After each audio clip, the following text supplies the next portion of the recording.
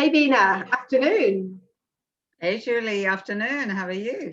Yes, well, the sun is shining. I've got your line today. The sun is really shining. We should be outside and not working today. It's the end of March. It's our HR and recruitment bullets. Yep. I'm going to share some juicy information today. And then we're going to go straight into it. There's a few little things I'd like to talk about and a few little things you'd like to talk about to get out there that are relevant and timely, I think, from our experiences of being in recruitment and you being a HR expert. So yeah, let's fire away. Get cracking. So I've got about 2 or 3 questions for you to start with. What's the one piece of advice you'd like to give candidates or applicants at the moment? Oh, okay. So the one piece of advice to applicants at the moment, can I do 2? You can do as many as you want. No, I'll just keep it short. But the pressing ones that come straight to mind, one is around covering cover letters. So definitely do a covering letter with an application, but please keep it short and keep it punchy. This is all about selling yourself, applicants that are applying for roles. Yeah. So relate it to the job, keep it punchy and bring out those relevant skills to sell yourself that relate to the job that you're going for. But keep it short. Some really hot ones at the moment. I've tried to read 2 pages of a cover letter. So, and I'm sure other recruiters feel the same. So keep it short, punchy, and sell your skills that match the role that you're applying for. That's one bit of advice. And the second one is just for all us good recruiters out there, and I know lots of them. Please be kind to recruiters. Recruiters will be kind to you, the right ones. If you're going to have a meeting with a recruiter virtually and it's all set up, please turn up or just respect them by sending a little message to say that you can't make it, because we're all very busy. We respect candidates and candidates respect us. We need to be really kind to each other. So it doesn't happen very often, but I know it happens around, and we are all trying to be kind. So just send a little message if you can't make it. That's what I ask, because we will remember you. We do want to help you. So respect and kindness is great. It's common courtesy, isn't it, as well? If you can't make a meeting, or if you said to somebody, we'll do a Zoom, or we're going to have a cup of coffee, or whatever it is, or even if you're going to be late or you can't make it, it's just, and you don't even have to talk to them. You can just send them an email or a message or something, and that's it, isn't it? Done. Yeah. People, recruitment know each other. HR and recruitment people know each other. You never know who knows.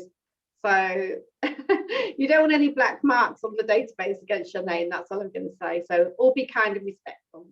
Yeah. Right. So have you got another, ready for another question? I sure am. Hit me with Good. it. How many have you got? What one piece of advice, or even more, would you give the hiring managers now? Oh, hiring managers. First one that springs to mind, just want to get it out there, is that there's a lot of candidates that don't feel they're getting feedback at the moment. So it would be great to be able to, even if it's a holding email after 10 days, I know the processes for some companies are very long if they're doing it direct. But to give candidates feedback so that they feel that they want to keep going and applying. If they're not right, it's just good to try and give as much feedback as you can. Yeah. Don't even get rejection email or don't hear back, so it's not good. We need to think about well-being as well. But of course, the main thing for a hiring manager would be to use Jaguar White Recruitment. Yeah, that's it. And on that note, I'd like to talk about my mantra on what a good recruiter is all about. My mantra is about working together as partners for the long-term future. And it's 5 steps. Find a recruiter, the correct recruiter for you, is going to listen and be there every step of the way, even at the end. And if things go wrong, they're going to be transparent, they're going to be there, and they're going to have good values and work ethics. 2 is to meet the recruiter. Make sure that you meet your recruiter virtually. face-to-face ideally would be great, and make sure that they're congruent with their capabilities. So you do need to know that they can do what they're saying that they can do, and how they're going to do it. Step 3 in my mantra is to qualify their service. So look at their testimonials, ask to speak to clients that they've recruited for. I've got lots that people can ring, and I think that in itself is a positive. Step 4, respect each other's time, or respect again. That's the word of the day for me, isn't it? Respect each other's time, mutually agree time scales, and sign their terms of business. So I think my big point is that I have had a client recently ask me to recruit for them who didn't want to give any time, didn't want to meet me, and in the end it was a no. And I have a recruiter who's going to be laughing at this now, because he was helping me on this particular one, and we had some fun with it. But yeah, I had to say no in the end. It was the right thing to do, because a role that you're recruiting for, you need to know company inside out, and you need to know their ethics, and you need to agree everything up front. You know, they're paying you to do that, so you need to do a proper job. And my last one, sorry, this is going on a bit, number 5, is hire your member of staff with confidence that your recruitment partner is transparent, professional, and works with integrity. So a recruitment partner like Jaguar White, it's very salesy this, isn't it? They really want to work with you for the long term, and that's true. No, they don't want to take a vacancy off you now. They want to be long-term partnerships. That's what a good recruitment agency is all about. So hiring managers, that would be my advice to you. But if you can't do it yourselves, or you're finding, like a lot of my clients, too much time, so many CVs to go through, a good recruiter will make a massive difference. It's like anything else, isn't it? That you really hire the person, you know, outsource the function that you're not really good at, or you're struggling with. It's like anything else, isn't it? Whether it's HR, or your marketing, or recruiting, or your bookkeeping, same stuff, isn't it? Really, the same principle applies all the way through. But there are people who have that specialism, so why not use them? And you're then cutting down your time, but also you're getting a good service, and you're getting the right people in. So yeah. And it's very funny as well, because people think about price. You might be a little bit more expensive than, you know, some recruiters who are doing sort of flat fees and cheaper rates. But if the candidate's not going to stay in the long run, you're going to pay twice anyway, because it's going to be a bad hire. So you may as well have somebody that knows what they're doing and wants to sort of stay with you for the long term, and the candidates for the long term. But then isn't that about quality anyway? Every single time. If you're paying for quality, if you're paying for quality, then you have to pay the right rate. You know, it really stacks up completely all the way through, doesn't it? So yeah. So hiring managers, they're my tips. And there's a lot of LinkedIn at the moment about one-way video interviewing. What are your thoughts on that? There are a lot. Yeah, I did actually put a post out on LinkedIn last week about this, because I think there's a time and a place for one-way interviews, and I do think it helps the screening. But by any stretch of the imagination, you cannot make a decision on sending out some videos and getting some questions answered. I think it's great for communication skills, looking at personalities, seeing how people sell themselves, but it's part of a process. It's like a CV. You can't hire somebody on a CV. You know, it's not, the CV is not showing about their culture fit, you know, the depth of their skills, their transferable skills, their personality, and you can also get all that across in a video as well. So I definitely think there's a place for it, but I would recommend nobody uses it as a sole screening to, you know, to reject, you know, applicants. You might miss out on some brilliant talent. So yeah, that's my thoughts on it. I think they're good thoughts on it, for sure, definitely.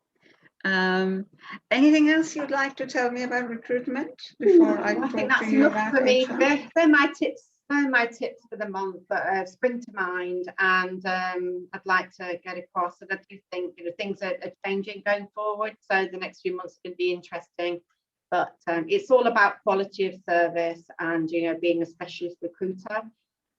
So, and like yourself, specialist in HR, it's pay for what you get. Can I ask you some questions?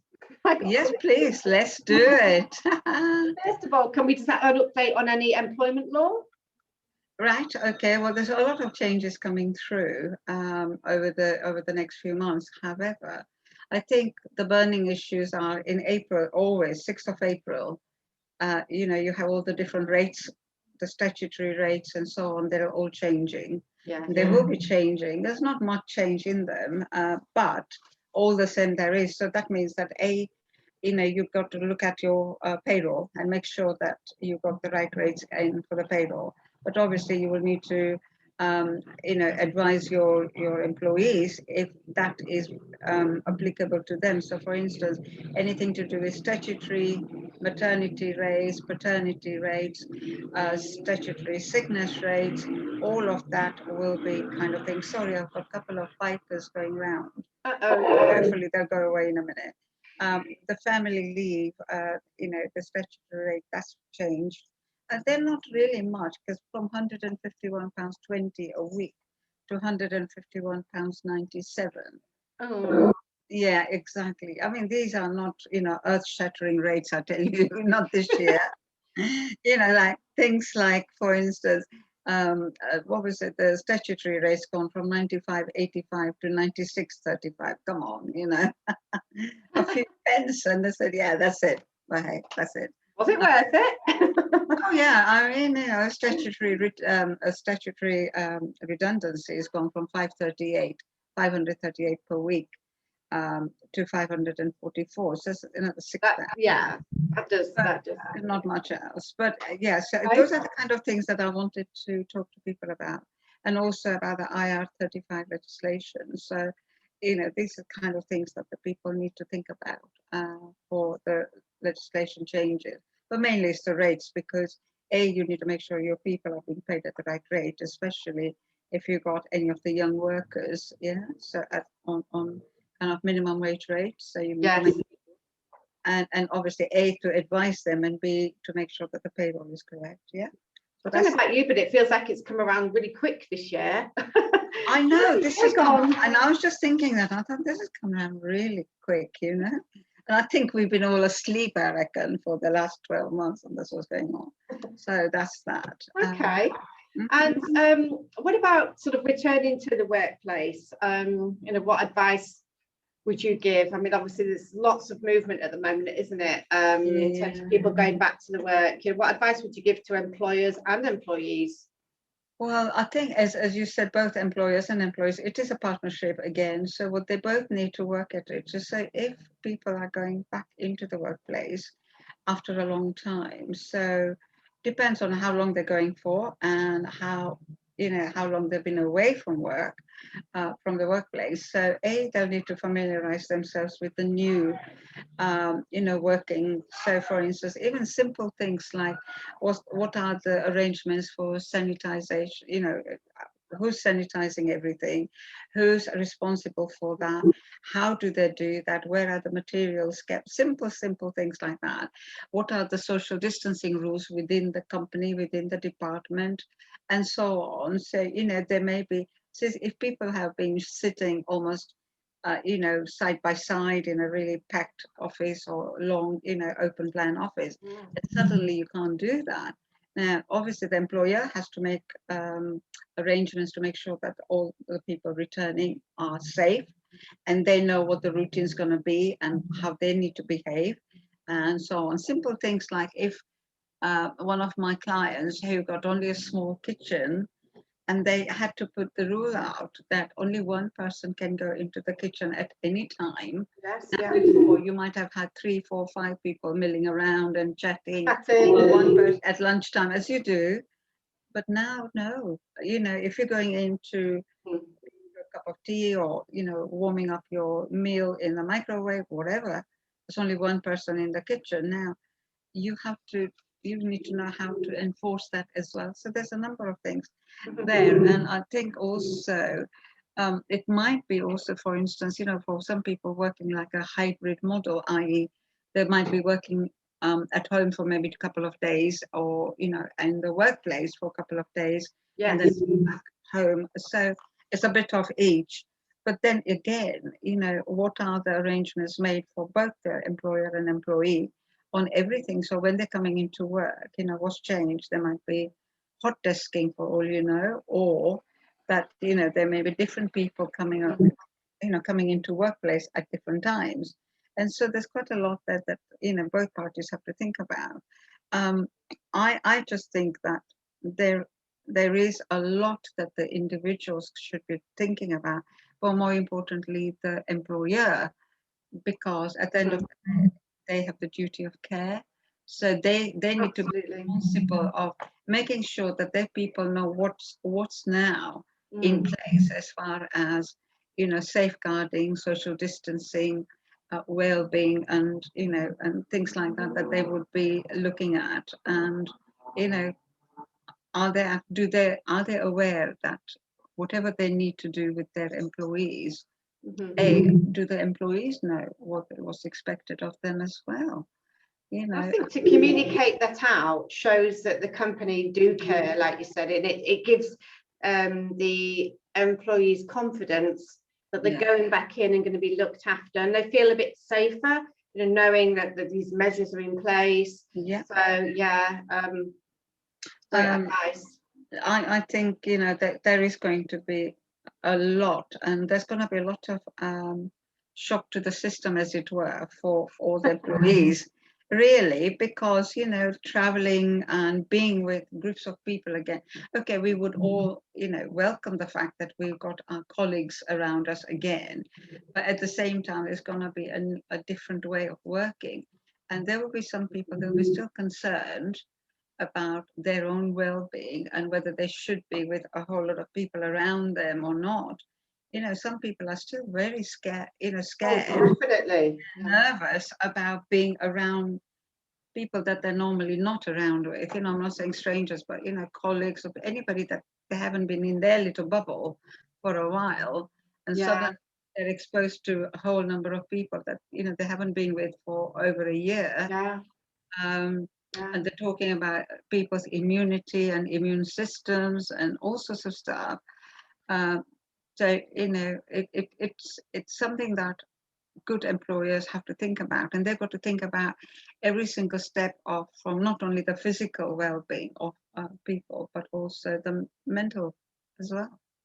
There's also the question around the mixture of age groups. Some would have had the vaccine, some wouldn't. I don't want to go back into an office if some people don't have the vaccine. I know in recruitment, some people are not wanting to move until they've had the vaccine. They're not going to move into another job, whatever. So that's kind of, holding the recruitment process up a little bit as well. So much to think about, isn't it? But it's a transition, and again, lots of flexibility needed, I think, on behalf of both employees and employers to partner, as you said, partnership. So on that sort of well-being note, have you got any sort of recommendations for companies to look after their employees? What's sort of the best thing they can do in terms of well-being for them? Right. Okay. Mental well-being and mental health is always been, it's been at the forefront of everything. So that continues. How many times have employers, whether they're supervisors or managers or directors or team leaders, how often have they been talking to their team members, whether it's reviewing, are they meeting their objectives, are they meeting their targets, but more importantly, how are they feeling? Are they actually okay? Now, just take today, it's a really nice warm day. Now, if you're in an air-conditioned office normally, and you're used to having air conditioning when it gets a bit warm out there, because some people can't take the heat. A lot of people can't take the heat. And so if they haven't got adequate, facilities at home, and they're stuck in a hot room because they are stuck in a small study or small spare bedroom. They can't move out of there. You know, what steps have you put in as an employer to say, you know, if the weather gets like over the last couple of days has been glorious. Yes. Everybody wants to be out in the sun and out in their garden, maybe. So maybe this is where the flexibility comes in, whether, you know, are you a flexible employer to say, hey, you know, if we all know that the weather's going to be nice. So did they kind of make some arrangements with their employees to say, look, if you want to start early in the day, and, you know, finish off by late afternoon, then, you know, obviously you don't have to sit there till 5:30, whatever.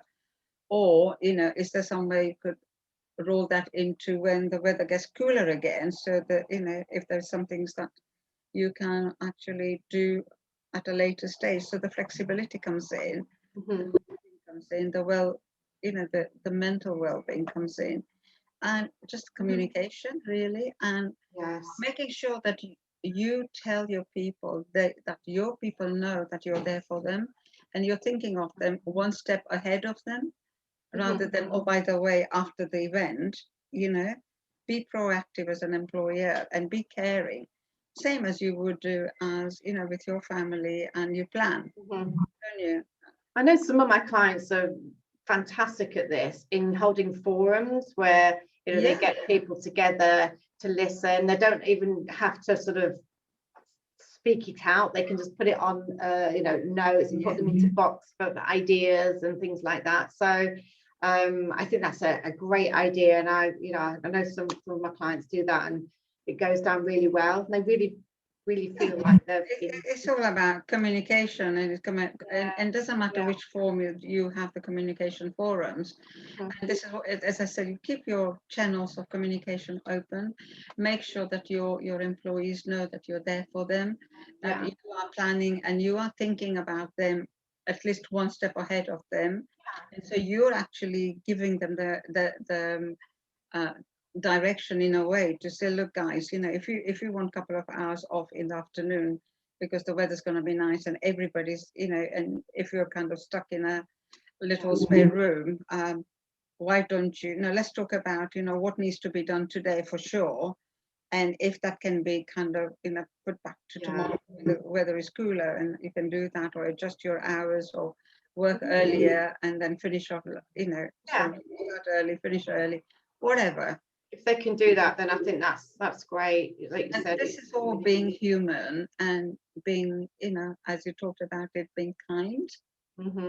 It's all rolled up into one, isn't it? It is, and it's just about keeping talking and listening to each other, being respectful as well. So the employers may not be able to accommodate, but not this time around, but then they can think about it for the future. So yeah, just being there for each other, because then it works.